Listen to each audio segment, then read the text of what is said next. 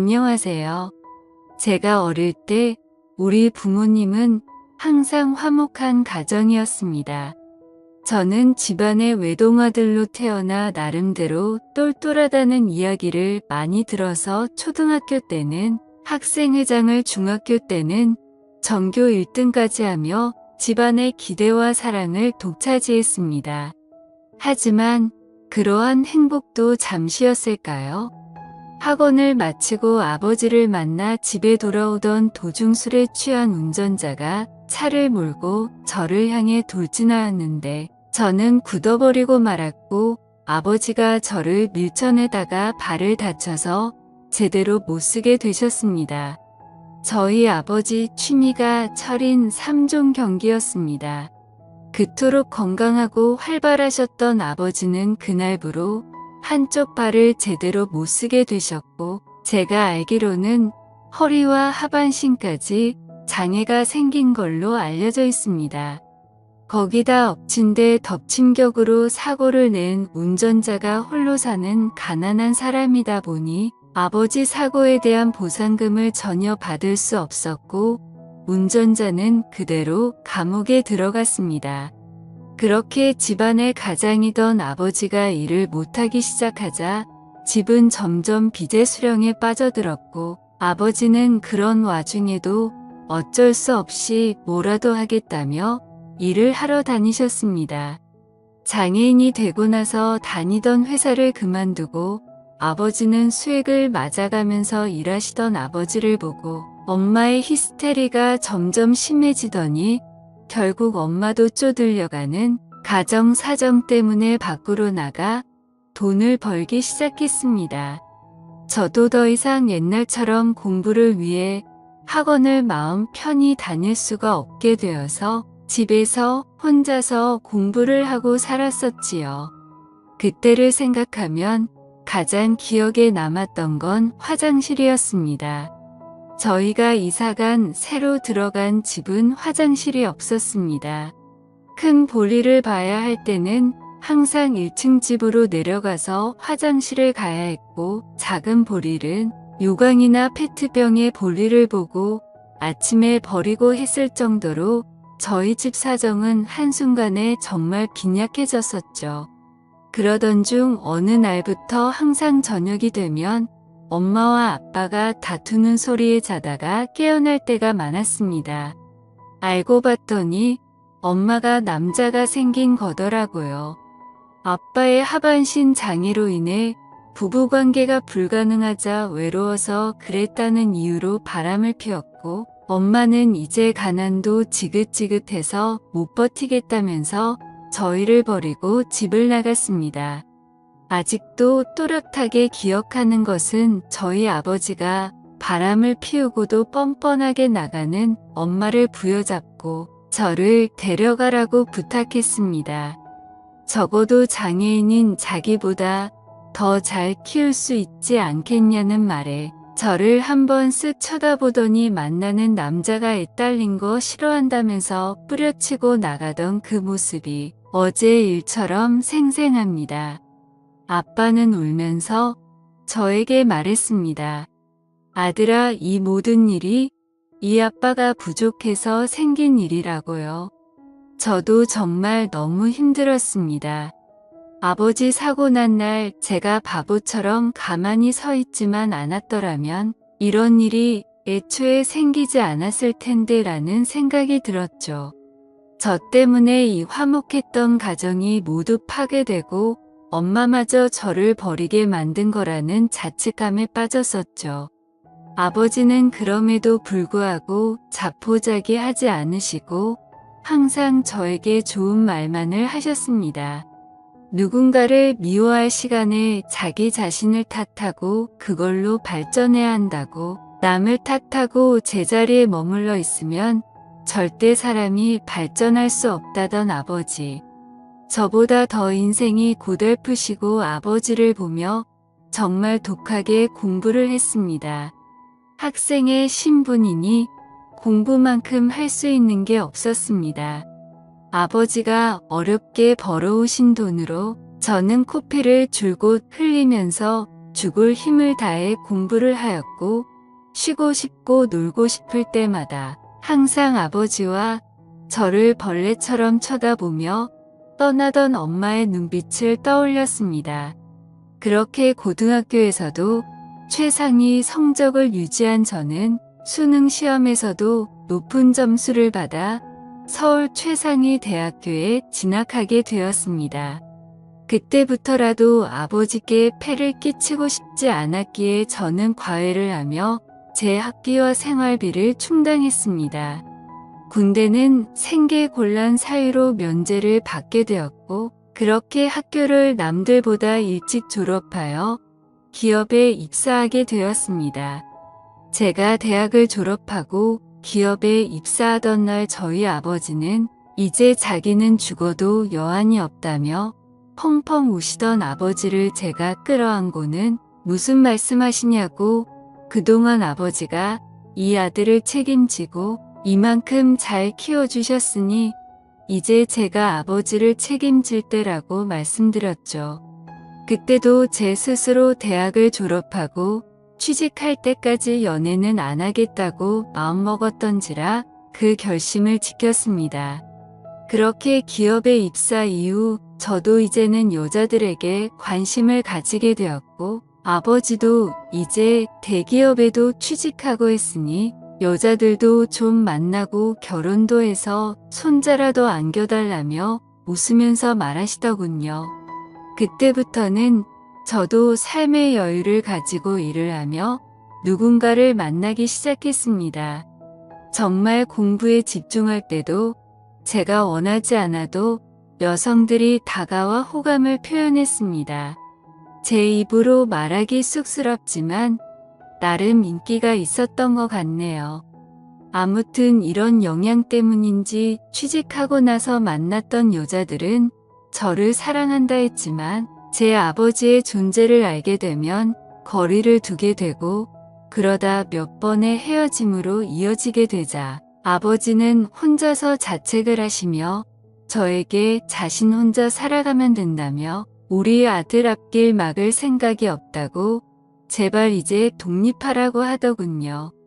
제가 사람인 이상 어떻게 그럴 수가 있겠습니까?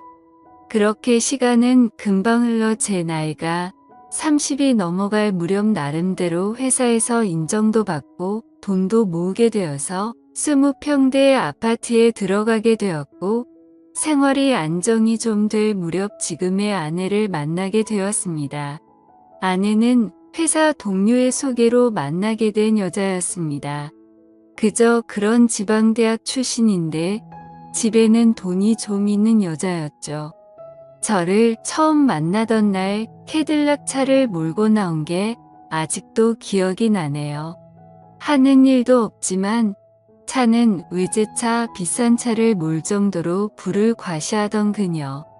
첫눈에 제가 자기 이상형이라며 만난 지 일주일 만에 적극적인 그녀의 대시에 사귀게 되었고 한 달째가 되어서는 결혼 이야기를 하더군요.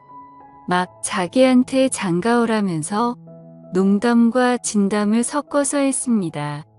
제가 걸렸던 건 아내의 씀씀이었습니다. 있는 집 외동딸이라 그런지 제 기준에는 돈을 너무 함부로 쓰는 성향이 강했거든요. 그러면서 저에게 더욱 적극적으로 다가오는 그녀에게 저도 넘어가게 되었습니다.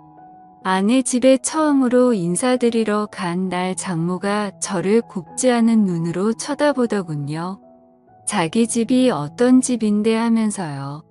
하지만 아내가 외동딸이라 그런 건지 장인이든 장모든 꼼짝을 못하는 듯입니다. 결국 아내 투정에 마지못해 결혼을 허락하셨고 아내는 바로 저희 아버지 문제를 말하더군요. 남편 아버지께서 거동이 좀 불편하시긴 한데 그렇다고 혼자서 아예 못 움직이시지는 않으셔서 괜찮다고 말이죠. 그때 당시에는 처가에서 별로 신경을 안 쓰시는 건지 별 다른 말이 없으셨고 장인어른은 신혼집도 마련해주고 아버지의 일자리도 마련해 드리겠다고 했습니다. 이후 아버지께도 조심스럽게 이야기를 드리니 이제 성인 아들이랑 사는 거 지겨웠다며 제발 나가라고 하시던 아버지. 못내 마음에 걸렸습니다만 아버지께서는 제가 계속해서 고집 부리면 못 찾는 곳으로 잠적하시겠다고 반 협박식의 어조로 말씀하셨습니다. 이렇게 번개불에 콩 볶아먹듯 아내를 만난 지 반년 만에 뭔가에 홀린 듯이 결혼을 하게 되었습니다.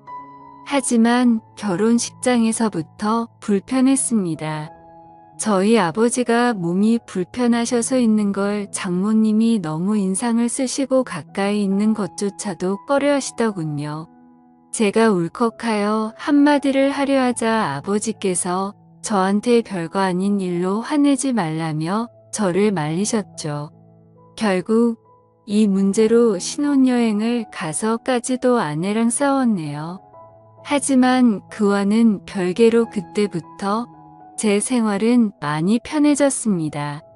아내 명의로 된 아파트와 차를 타고 출퇴근하고 결혼한 지 얼마 되지 않아 아이도 생겼고 아내는 저라면 뭐든지 다 해주려고 했었습니다. 다만 저희 아버지한테 가는 건 싫어했고 저희 아버지께서도 며느리 오는 게 불편하니 쉬는 날 저만 오라고 하시더군요.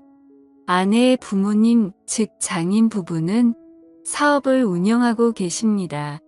중견 기업 정도는 아니고 사업장에 30명 정도가 일하는 회사입니다. 저희 아버지를 장인 특채로 뽑아서 일을 맡기셨다고 아버지께서도 일도 편하고 사돈네가 많이 챙겨주신다네요. 그런 생활이 익숙해갈 무렵 제 아내는 점점 변해가더군요. 조그만 일에도 화를 내고 제가 다툼이 싫어 대화를 피하고 조심하기 시작하니 그때부터 트집을 잡아 성질을 내더군요. 그러다 말다툼이 일어나 싸우게 되면 제가 화가 나서 집 밖으로 나가려고 하면 집키랑 차키랑 돈이랑 싹 다 모두 내놓고 나가라고 합니다. 무슨 소리냐니까 주변 한번 둘러봐보라고. 여기에 네 거 하나라도 있냐고.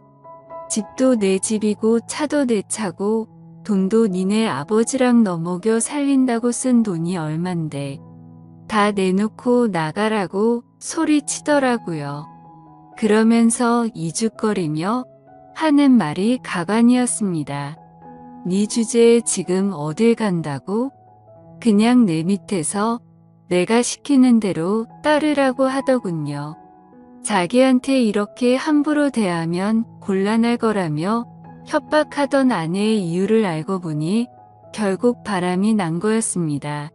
자기 말에 쩔쩔매는 저에게 남성의 매력을 못 느끼고 바람을 폈던 거죠. 조용히 알고 보니 남자를 무려 1명도 아니고 2명도 아니고 3명을 만나고 있더군요. 그 사실을 알게 되고 나서 아내에게는 아무것도 모르는 척 행동하면서 이혼을 결심했고 장인 회사에 찾아갔다가 저는 더욱 충격적인 장면을 목격하고 말았습니다. 장모가 저희 아버지에게 소리를 지르는 것도 모자라 뺨을 때리는 것이었어요. 그러면서 이를 이따위로밖에 못하냐며 머리 검은 짐승을 기어코 거두었더니 역시나 어쩌고 저쩌고 하더군요. 그 자리에서 제가 너무 화가 나 바로 달려가서 장모의 손을 잡고 밀쳤더니 땅바닥에 넘어져 엉덩이 뼈에 금이 갔다고 하더라고요. 그런 장모를 내팽겨치고 아버지를 모시고 데리고 나와 어떻게 된 일이냐며 물었더니 자신이 잘못한 일이라며 말을 아끼던 아버지. 그 뒤에 회사 직원들에게 물어보고 알아보니 장모는 저희 아버지가 밤늦도록 일을 해도 장애인이라고 무시하고 멸시하다가 급기야 손찌검까지 그랬다네요. 저는 아버지를 보며 울면서 왜 여태껏 저한테 말하지 않으셨냐고 했더니 자기로 인해 제 인생이 더 나빠지는 걸 원치 않으셨답니다. 그 말씀을 하시던 아버지 말에 저는 정말 너무나도 죄송스러웠습니다. 아버지는 혹시나 자신이 이런 일을 당한다고 알리면 제가 장모에게 대들 것 같았고 제 결혼 생활이 파탄이 날까봐 걱정해서 그런 말도 못하고 모든 게 그저 아들한테는 좋다고 하신 거였죠. 저는 그것도 모르고 아버지 생각한다고 참고 그 더러운 아내와의 결혼 생활을 견디고 살았으니 두 부자가 한 집안에 노란한 거였습니다. 결국 분노에 찬 저는 이혼 소송과 아내의 3명의 남자들에게 상간남, 위자료 소송을 청구했고 장모를 장애인 학대죄로 고소했습니다. 그래서 지금은 거액의 합의금과 위자료를 받아 아버지와 둘이서 살게 되었네요. 지금 돌이켜 생각해보면 저희 부자 인생에 있어서 여자랑은 참 운이 지지리도 없나 봅니다. 지금까지 제 사연을 읽어주셔서 감사드립니다.